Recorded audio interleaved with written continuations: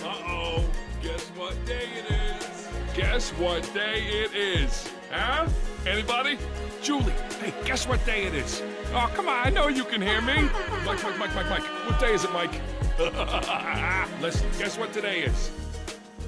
It's hump day. Woo-hoo! Ronnie, how happy are folks who save hundreds of dollars? That's right, y'all. It's hump day.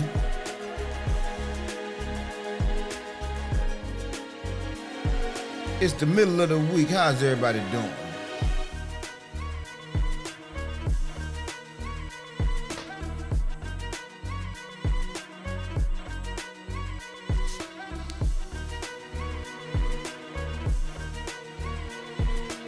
All right, how we looking this morning? How we looking? Got the views going. Music look like it's flowing.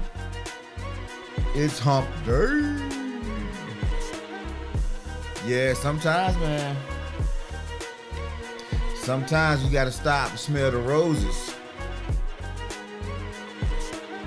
And then there's other times where you gotta put your foot in the dirt and make a move, make a decision. You gotta get things shaking, as they say.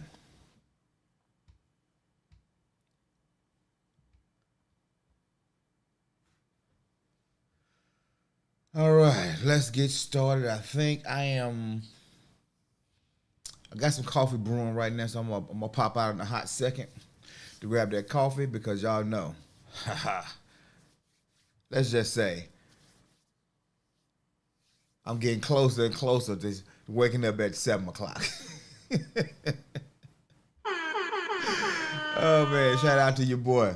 But yeah, we got a lot going on, and that's what I want to talk about today, the power of commitment. But before I get into that, welcome to Morning Motivation, your daily dose of inspiration and empowerment. I'm your host, Jamon, and I'm thrilled to have you join us as we kickstart our day with positivity and purpose.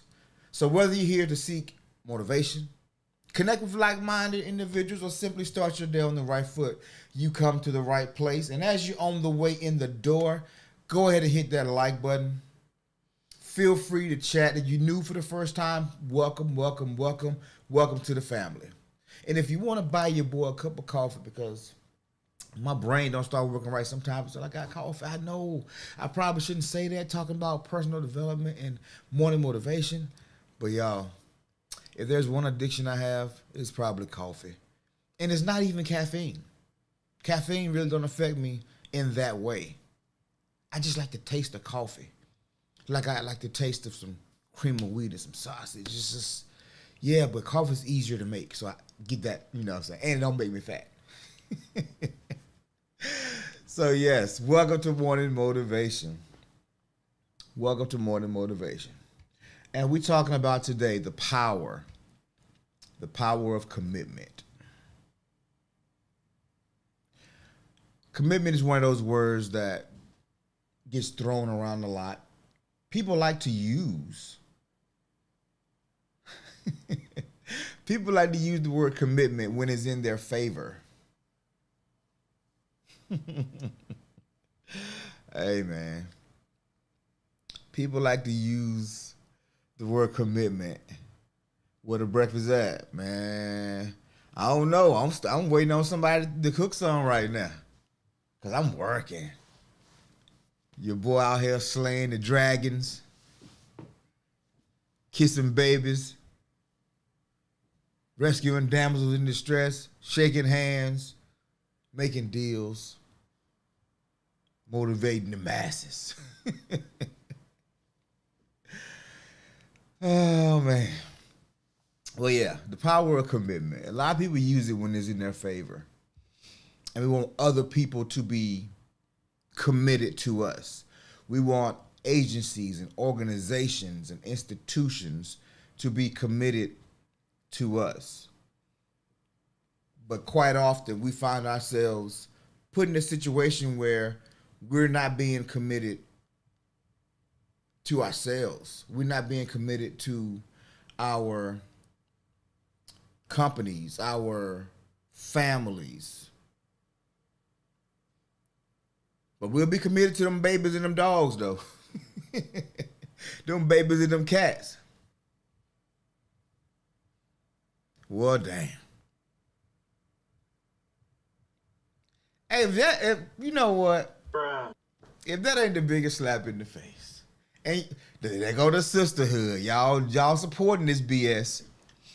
Oh, I see you busy. Let me go see if Mama P is up.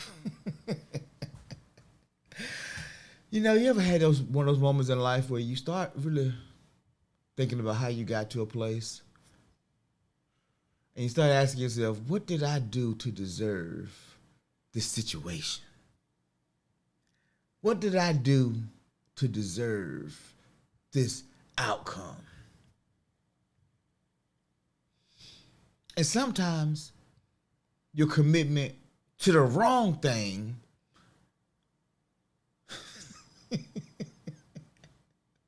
sometimes you can be committed to the wrong thing, and then you get an outcome that you didn't want, but you kind of expected because you were committed to the wrong thing. You see, commitment, it goes both ways. Yes, she does love making breakfast. Sometimes we can be committed to the wrong things. And so for a few minutes, I think my coffee just about done. Yeah, so for a few minutes, we're going to have a conversation about commitment in the careers, in your personal growth, in your relationship satisfaction, in your health, your wellness. We're going to talk about some people who had to be committed, or else they wouldn't have made it.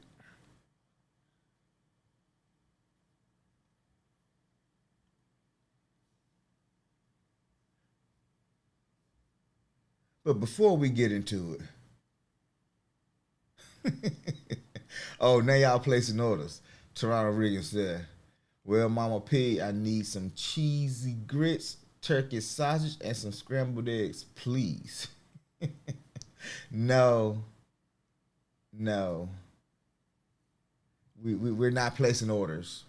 We're not gonna place any orders. That's not what's happening today. If anybody getting some food, it's gonna be me. Matter of fact, as soon as y'all run off to work, I'm gonna get some breakfast. I'm gonna get some breakfast this morning. See, y'all done started something. Mama P about to go to work and don't even know it. She's slumbering right now, sleeping hard. She about to wake up and make some breakfast and don't even realize it. I'm about to talk her about the bed right now. All right, before we get started though, I gotta run and grab my coffee so I can make sure I got all my faculties in order. So we're gonna give y'all a few little chill vibes. And I will be right back. Shouldn't take but a hot second.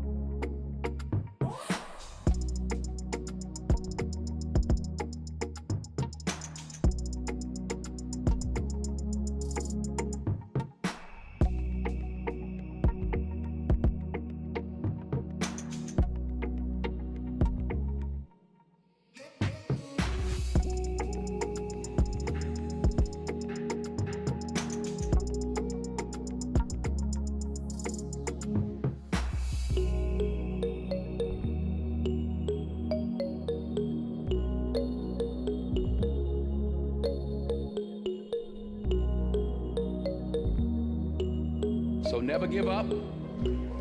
Without commitment, you'll never start. But more importantly, without consistency, you'll never finish. Ease is a greater threat to progress than hardship.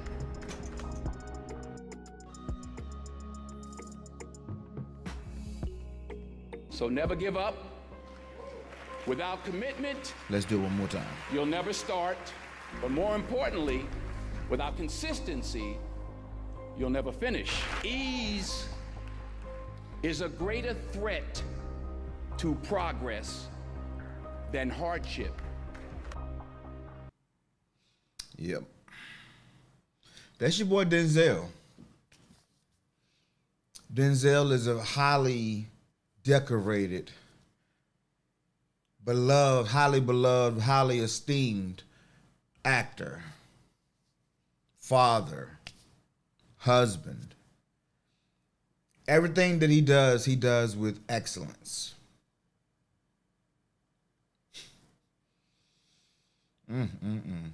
Y'all see what's going on.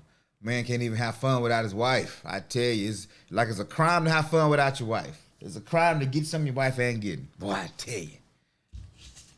Who signed up for this deal? I think she did. I got married so I could be spoiled, not spoil. What's happening here? And I know all y'all ain't supporting this stuff.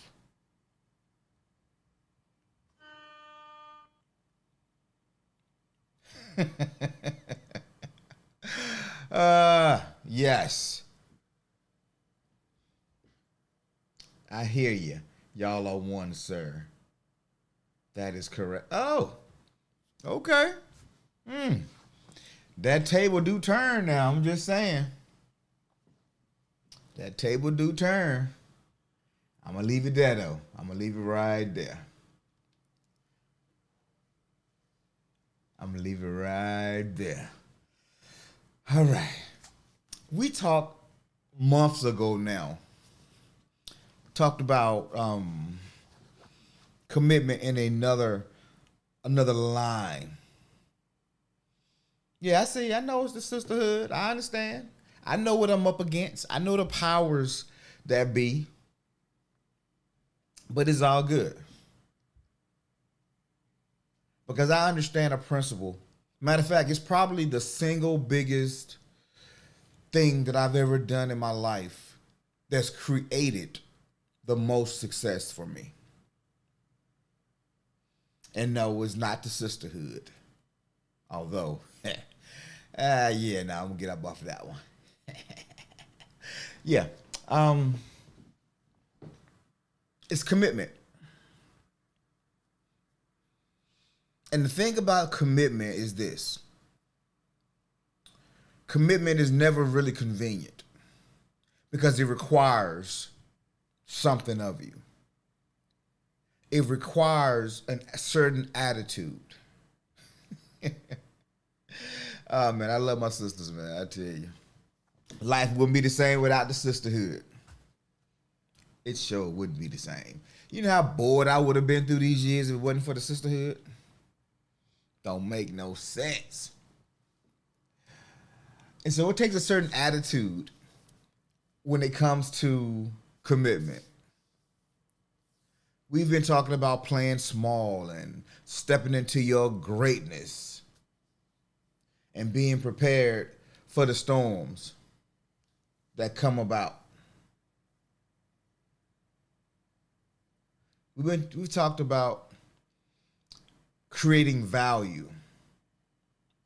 The problem that most people have is they don't have a focus on commitment.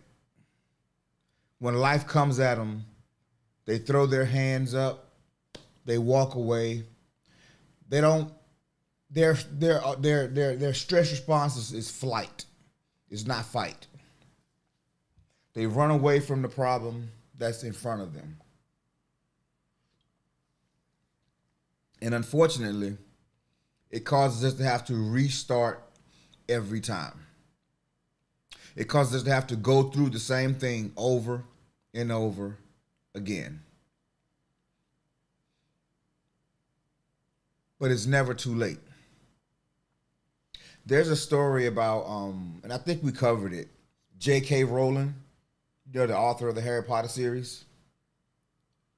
Her story is one that always, it inspires me whenever I read it or I think about it. And I went and kind of did a little refresh on it because I didn't want to get it wrong. So before she became famous or known for the Harry Potter series, she was rejected by, I forget the number now. I couldn't find that actual number, but it was like 75, 100 publishers. The first book was just rejected. Like, no, this book sucks. This is not possible. This could never happen. People, it's not even believable. She was what you would call a struggling single mom. She was on government assistance or welfare, as they call it. She was battling depression. And money was just funny. And she could have easily given up and resigned to the fact that, you know what, I think I'm going to just enjoy this Section 8 housing. I think I'm just going to enjoy these food stamps. And I'm going to let my dreams die. She could have very easily done it. Matter of fact, my wife and I was having a conversation. I actually started with my sister. My brother-in-law has this saying about, is it worth the squeeze? Is the juice we getting from this fruit worth the squeeze?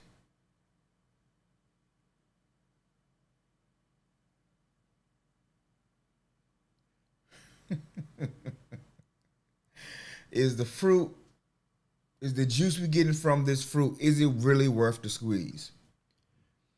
And so I asked my wife this question hypothetically because y'all know we got a lot going on. And then I started thinking about some of the clients that I've had through the years. Some of them, some family members and people that grew up, you know, that just stayed on the system.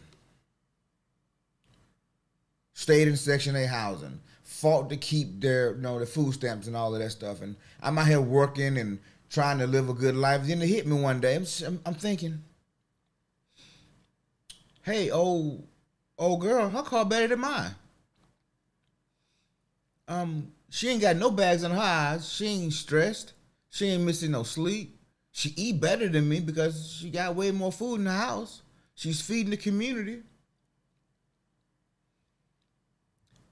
Her rent is $200 a month, and she don't pay no light bill, no water bill. So she really just pay her rent, and she pay her cell phone bill.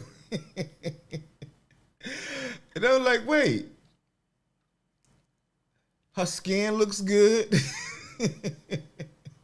Every time I see her, she happy, she's smiling.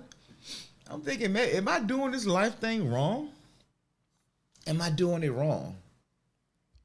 And then I look at some of the things that she had to do to pull that off, to make life comfortable, because she still had designer clothing. She still went out and partied, and the government don't give you money to go party with. You had to figure that out on your own. And so she was committed to the process, to that particular process. Just as I was committed into my process or my lane. And we both had success. So when you think about it, the thing that you're committed to brings you the success that you want. Or some level of success. Maybe not exactly the success that you want. But inputs create outputs, right? When I set up this signal, what up, big dog? That's the big dog right there, y'all. Walter Glover's in the building. That's the big dog.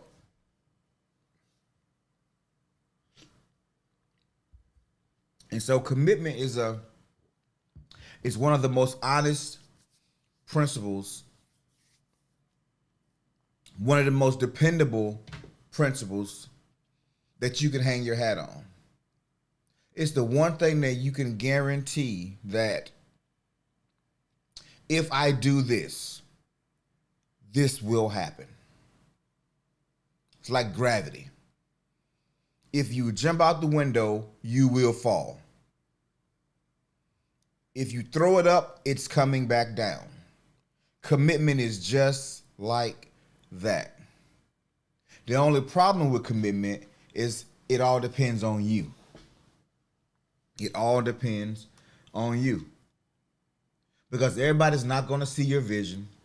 Everybody's not going to have the same thought process or experience what you're experiencing in your flesh. Everybody's not going to see it that way.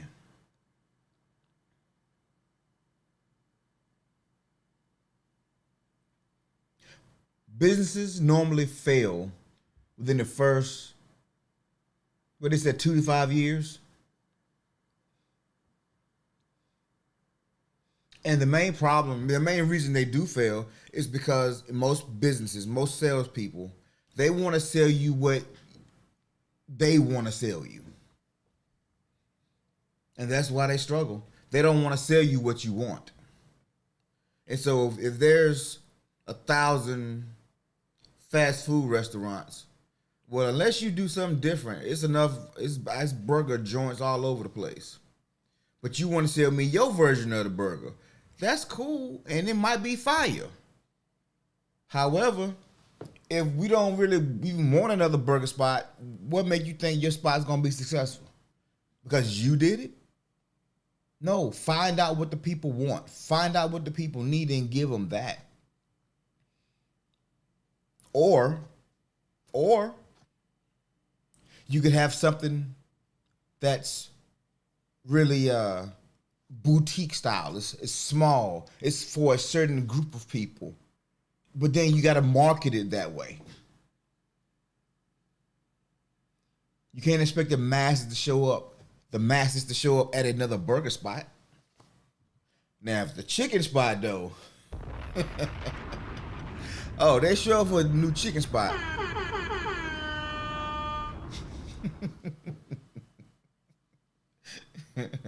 They'll show up for a new chicken joint. But that's the thing about commitment. Make sure you're committed to the right thing. Because it works. It works. If you keep putting in the work, if you keep making small adjustments over time, yes, you're going to have failures. Yes, you're going to have setbacks. Yes, you're going to make mistakes. But the promise is, if you keep going, you shall reap. I think the scripture says, you will reap if you faint not, which means if you faint, you won't reap. I think I said that right. Yeah. You will reap the reward. You will reap the harvest if you faint not. But if you faint, you ain't reaping nothing. Commitment is a principle. And the power of it is most times is who can outlast who? In this YouTube space, you'll meet a lot of people that said, man, I was on YouTube for 6 years and nobody even knew I existed. I had 3 people on my channel for 4 years. I almost quit. And then overnight, everybody knows who they are.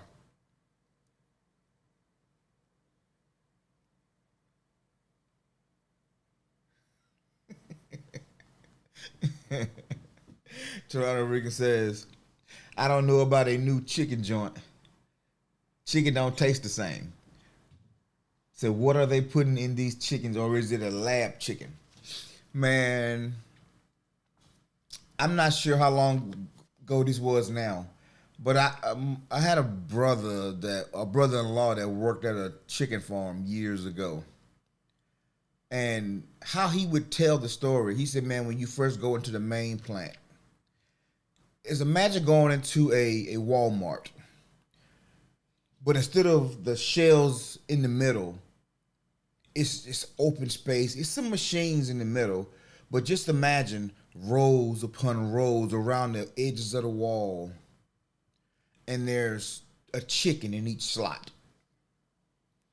There's a chicken in each slot. It's thousands of chickens in this big open space. And there's rows of them.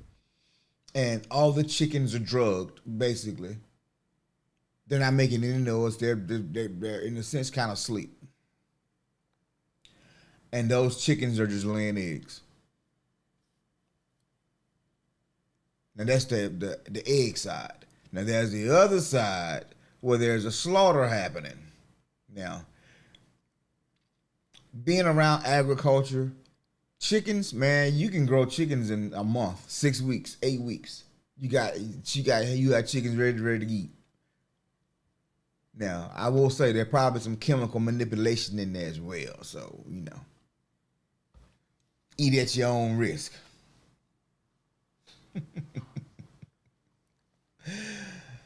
That chick yo said about to grab one out the yard. Wait, people still raise chickens in their yard? You don't see it often. Now, I've heard people still do. Matter of fact, I do know one person that do it. I know one other person that actually still sell their eggs. But anyway, commitment. Commitment. Wow. Country.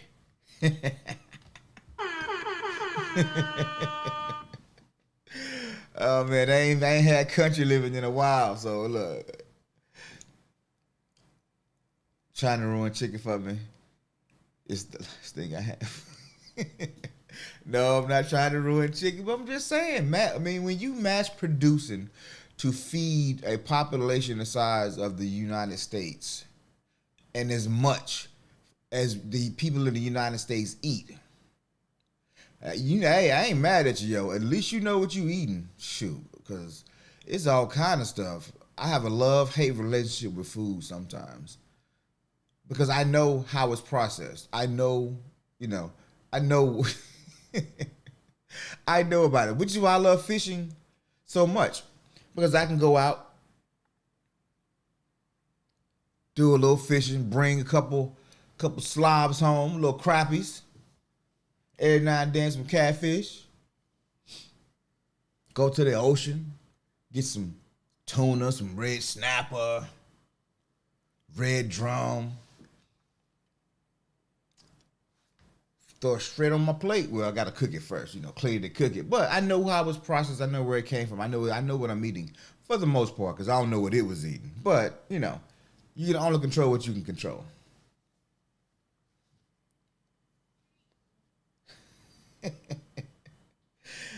Wait, you won't take my CFA? What's CFA?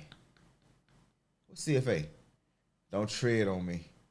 Those my chicken minis. Oh, I should have known. Wow, you even have wow, CFA, really? Look, people don't realize, people sleep on the crappie, right? People sleep on them. I had to say crappie because I feel like, if I keep saying crappie, I'm eating crap. So I say crappie. But it is probably the best tasting fish you can get in fresh water. I will put a fillet of fried crappie up against any other thing that's fried. Anything that's fried. Matter of fact, it ain't even gotta be fried. I grilled some crappie not long ago, and I promise you, I rather would have had that than some salmon. Now, the only thing that really give it a run for its money is that doggone fried red snapper. Fried red snapper and fried crappie, they go head to head. They are definitely related. I don't know which one I like best, but I know I have more access to get fresh crappie, and I can get as much as I want.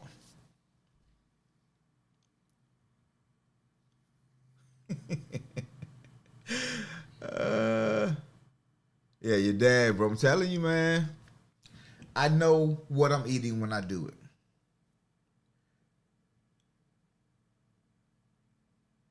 Sis, you better come put that pole in the water. Just an aside. Is the fishing where y'all at really good? I mean, do y'all got like a big lake, or y'all do a lot of pond fishing where y'all at?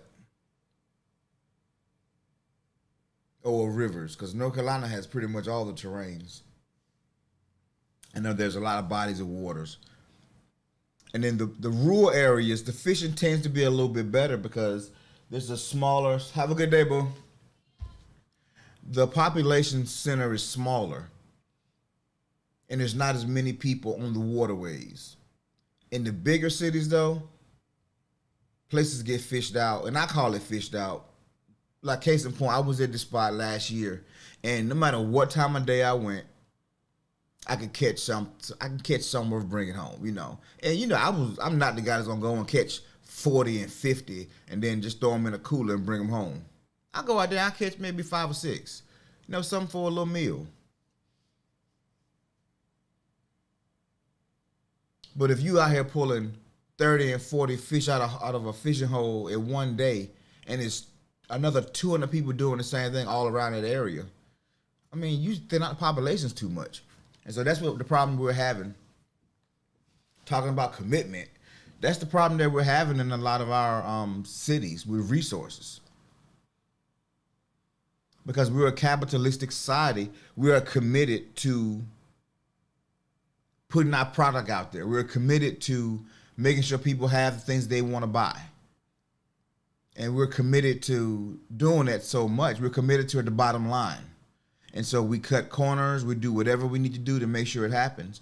And sometimes that commitment on our part becomes a detriment to somebody else. So I'm going to ask y'all a question right now. What areas do you struggle in as far as when it comes to commitment? You know, we can commit to getting up and eating every day. We can commit to getting this cup of coffee every day. But in your professional life or in your personal life, what's the one thing you have trouble finding or being committed to? Your biggest struggle. What's the biggest struggle when it comes to commitment for you?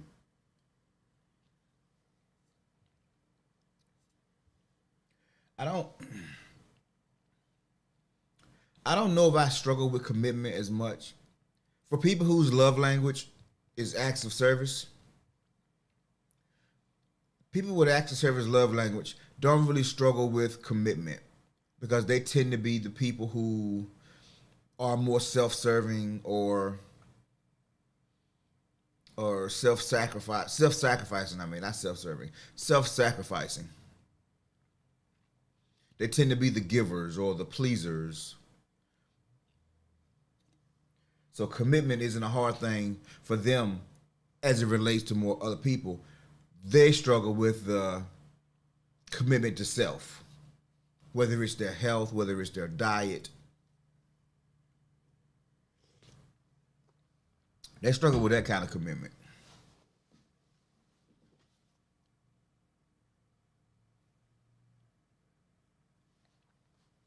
And I know that's a kind of a tough one, especially for the ladies. Because from what I understand, man, what I've learned about y'all from the sisterhood is that y'all don't like admitting anything that ain't flowery or sunshine. But let's do it in the business world. Let's talk about the business world, so I'll be a little more specific. If you've ever dipped your toe in entrepreneurship, where did you struggle? Where was your biggest struggle? Was it getting clients? Was it the education? Was it the skills? Was it the time?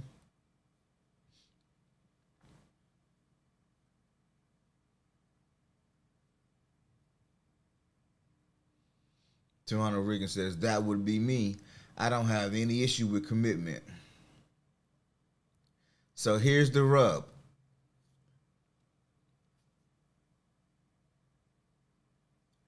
The fact that you don't have any issues with commitment tells me that you probably do. And it's really what I just said.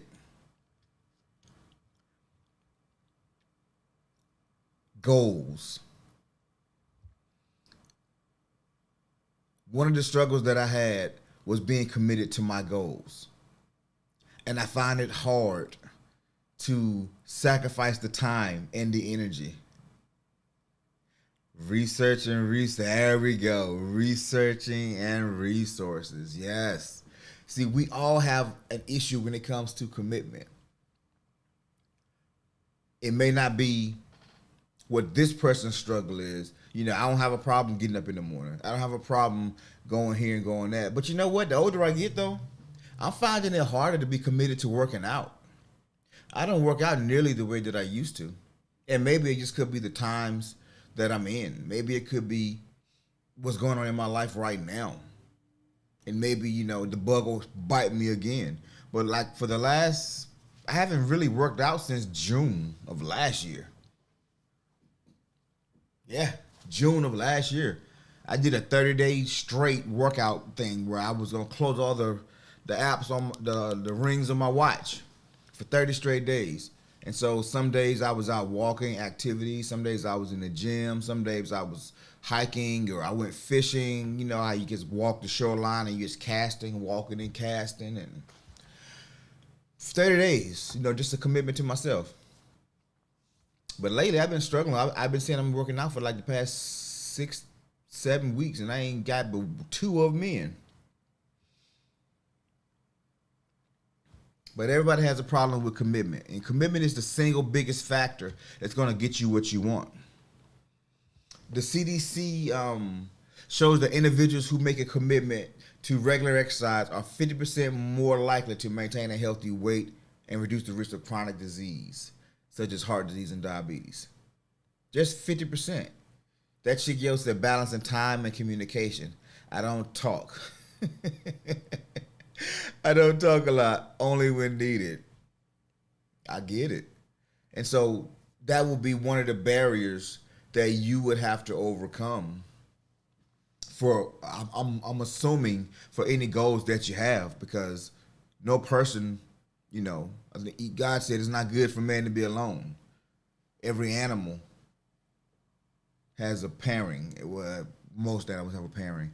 Every human should have a pairing, or at least a community or a network of like-minded individuals that can be on the same path doing the same thing. Because we draw inspiration from other people. We draw support from other people. We're not supposed to be working solo in silos. That's not the original plan. That's not the plan for success. Very few people get successful by themselves. And the ones that do still don't do it by themselves, because they have to have somebody, some form of income coming in. So whether they sitting in front of a camera doing some strange for some change, they still need somebody to watch that feed and hit that button.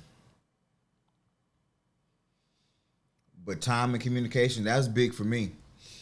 I know y'all don't believe, but I am an introvert. I have been kind of a lone wolf most of my life.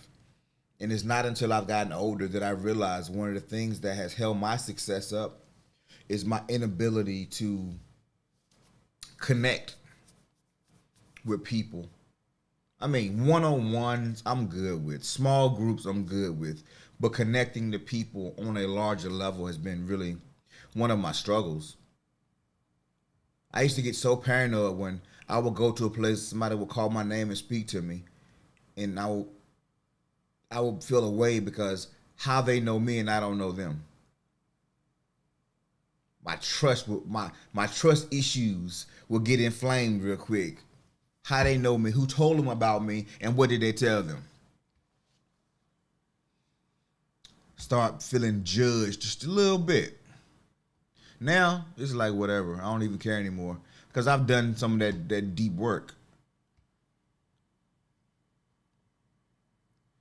If you think about people that go to school, I have a cousin who might still be in college. He's been in college pretty much his whole adult life. And he gets a lot of degrees, and he's a smart guy. And he implements, he's putting a lot of things into practice, but he was not afraid to figure out his path in life. And whatever path he went on, he was going to do it at a high level. So he went and got his bachelor's degree. Then he went and got his master's degree. Then he got another master's degree. Then he was like, you know what? I want to do this. So he went and learned how to do that. And some people would almost make fun of a person that's a perpetual student. But aren't we all? He was committed to learning at a high level, and I have nothing but respect for him. Nothing but respect for him. Because he's a high performer. And anything that he does, he wants to do it to the best of his ability. He wants to do it at a high level.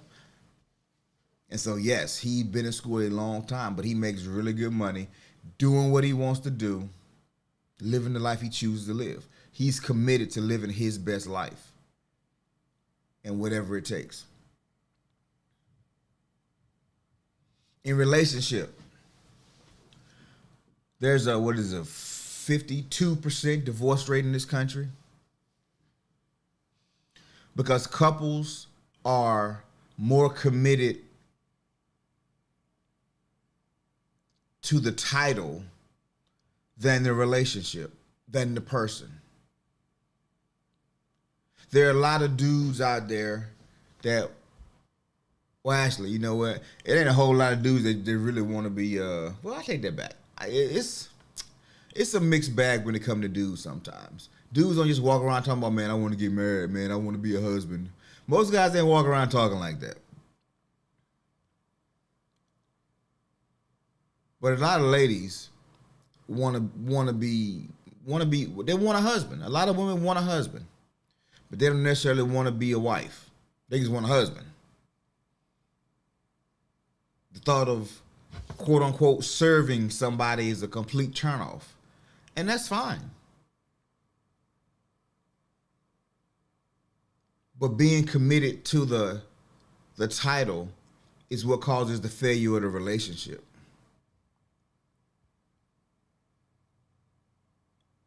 Bro, yeah. Valdez, I felt the same way growing up. Yeah. Although I couldn't tell it though, because boy. That chick just said they want a sugar daddy. Yeah, they want the hold on one second. Hey, bro, we do need to get together. We need to have some conversations. It's been a long time since we had sat down and talk. Okay, it's been on my mind for a while though. But anyway, we definitely need to make that happen like real soon. Let me know when you come back. When you come back this way. That chick yo said they want a sugar daddy. Yeah, I mean, I don't know if sugar daddy is the right term, but wanting to be taken care of is a very real thing. Wanting stability is a real thing. Wanting security and safety is a real thing. You look at what's the chick name? Basketball Wives, Drea Michelle. Is she 40? 38? I mean, she got to be close to 40 because she's been around for a little while now. I think she has a teenage son by some NBA player, and now she's pregnant now by another NBA player. This weekend, okay, let me see. I'm working Saturday.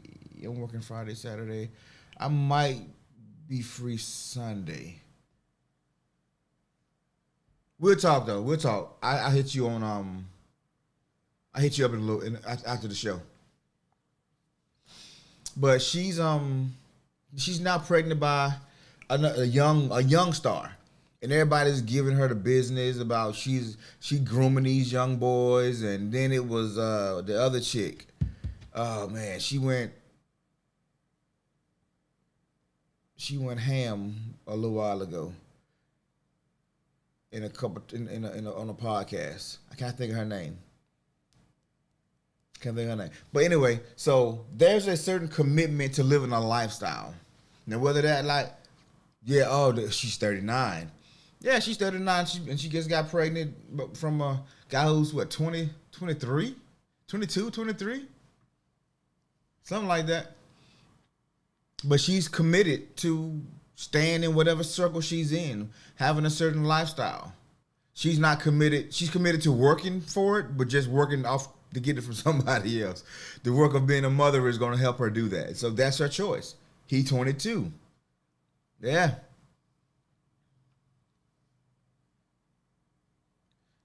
Russell Simmons' daughter is dating someone. So I thought that was a fake and I didn't know that was his daughter. I was scrolling through something while I was waiting at work yesterday, and I said, "Who is this girl?" I thought it was some chick in Dubai, and somebody called, you know what I'm saying, her sugar daddy had her in Dubai, but that's Russell Simmons' daughter. Wow. Okay. Hey man, some people are committed to the wrong things, and who am I to say is the wrong thing? It's just not what I would be committed to. So the point that I'm trying to make is, if you stay committed, if you don't give up, if you keep fighting, you can have whatever it is that you're looking for in life. Commitment is one of the strongest guarantees you could ever have. If you were looking for a guarantee in life, other than you gonna pay some taxes and you gonna die, the thing you are committed most to will give you the results that you want, one way or the other.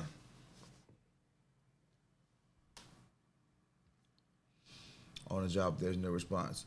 Okay, no worries. My day is pretty well. I got a class this morning. I got to teach a class this morning. I should be free. Dang. Then again, I might have to work tonight too, though. Let me look at my calendar real quick. Forgive me, y'all, but me and Walter ain't talked in a minute. Like real talk, ain't talked in a minute. Today is the 10th. Oh, snap. You know what? Yeah. I'm actually free after 3. So anytime after 3, bro, hit me up. Yeah. Today's the 10th, right? Yeah. I'm actually... Shoot. I'm actually free after 3. So hit me up. I forgot about something, so I got to take off here in a few minutes. Dang. Hate it when that happens, when something slip. But I'm committed to providing great service. I'm committed to being a good father, a great father. I'm committed to being a good husband, a great husband. I'm committed to being the person that I know I'm supposed to be. And because I'm committed, at least at this, actually all of my life, everything that I've been committed to, I've had success in. But it's just now that I'm understanding why I'm having the success. There's a term called the unconscious competent, meaning you having success, but you don't really know why. You don't understand that it was a formula that you lucked into or you accidentally followed that created success for you. People do it all the time. Unconscious competence, meaning you didn't know what you was doing, but you did it. And then there's the conscious competence. Those are the people that can create success over and over and over again because they understand this. It's a process. They understand step 1, step 2, step 3, ta-da. It's like baking a cake. It's very hard to bake a successful cake without adding egg to it. It's very hard to bake a cake without having heat at a certain temperature for a certain time. There's a process for success. And most of us, you know, in our community, we call them bootlegs, jacklegs, depending on what area you come from. Yeah, we know how to fix the car. Yep, we got the car parked on blocks in the yard. And if we had a lift, we could get up under there and get that one little screw out. But because we don't, we still committed. And we go up there and we bust the knuckles up and we doing all this other stuff. And we are causing more harm than good. Now we break that screw, so now we got to drill it out or leave it there and hope nobody don't notice, right? And so we have a lot of success even if we're not doing it the proper way, because commitment is that powerful. Commitment is that powerful. So I want to encourage you all today, really look in your life and see the things that you're committed to. The thing that you do over and over again without thought, because it's now become a habit.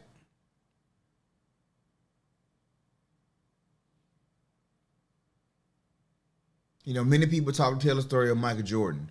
You know, he being cut from his high school team, his older brother being better than he was.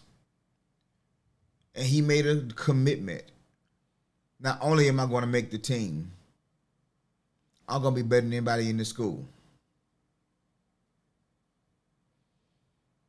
So much so that he earned a scholarship to go to Carolina.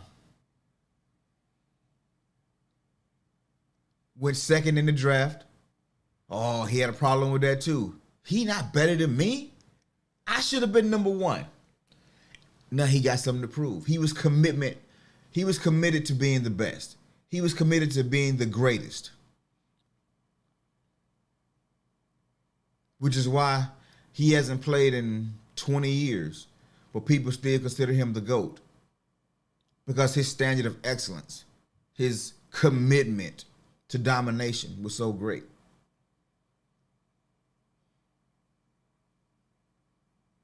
But then there come behind him a Kobe, who Kobe had the same the mindset, the same mentality.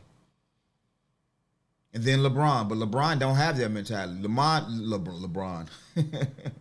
LeBron never desired to be the greatest. LeBron just wanted to have the best time. LeBron wanted to be a good teammate. LeBron wants to be a good family man. LeBron wants to be a good. LeBron's commitment is to personal excellence, not sport dominance, and that's just how I see it. And I'm not caping for LeBron for those people who might watch thinking I'm a LeBron fan. No, Jordan was committed to the game. LeBron is committed to being excellent in life. But the commitment is your choice. You get to choose what you're committed to. You get to choose what you're committed to. Because it's your life. Nobody has to or has the mind that you have, the foresight that you have, the understanding or the perception that you have. Because one of the craziest things, you think about it, we see with our eyes. And I think I said this one day last week. We see with our eyes, but we don't really see with our eyes. The eyes are just a window for our brain to see. We really see with our brain. Because it's the brain that interprets everything that comes in, every feeling. All these extremities all lead here. And this is the thing. This is the mastermind of the operation. People can get a heart replacement, kidney transplants, lung transplants. But nobody's ever gotten a brain transplant, have they? Steph Curry, definitely.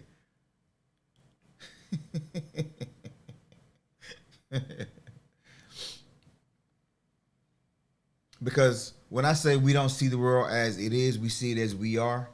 We see it as how we perceive the world.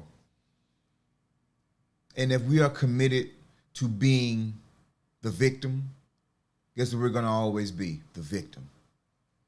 If we are committed to being a victor, guess what we're going to always be? A victor.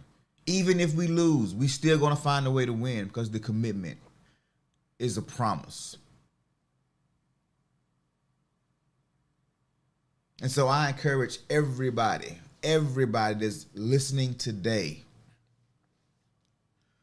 be laser focused, be intentional about your commitments. Because you can't be committed to the wrong thing. You can't be committed to the wrong person. You can't be committed to the wrong line of work. You can't be committed to the wrong company. And how does that happen? Because we don't know what we want. And when you don't know which direction you want to go in or what destination you want to be, the road you take, it don't even really matter that much. But commitment is, I've seen it, it's a promise. Whatever you are committed to, you generally get that. Steph Curry was definitely committed. Hundreds upon hundreds of jump shots every day. Every day. Half court, under the basket, full court. 200 made before dinner. 300 made before bed.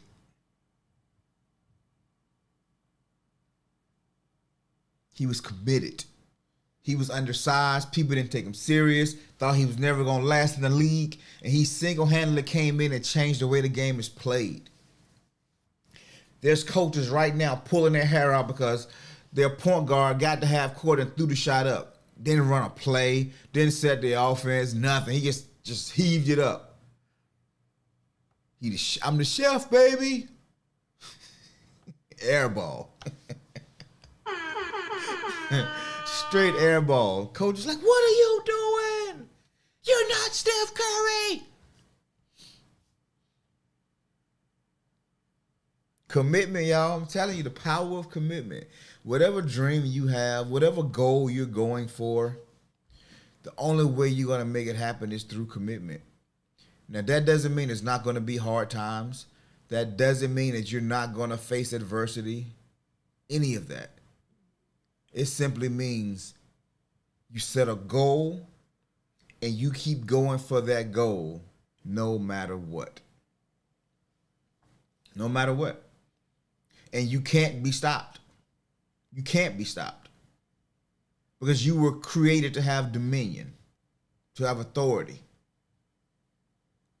That's what you were created to do. And so it's something inside of you that wants to see that come, that wants to see that happen. And so it keeps pushing you, keeps pushing you. That's why groups like this is important. That's why support groups are important. That's why like-minded people are important, because they keep you on your path. They keep you going in the right direction, even when the times get hard. Even when the times get hard.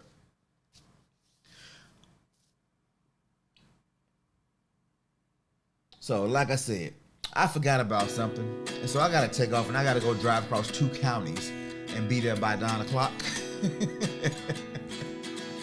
And then drive back across 2 more to be by class by 11. Gotta love it, y'all. Gotta love it. So thank you so much for joining me this morning. If you enjoyed today's episode, be sure to give it a thumbs up, like, comment, share, subscribe. Share this video with somebody who might need a little more morning motivation. Till next time, have an amazing day. No matter what, we'll do.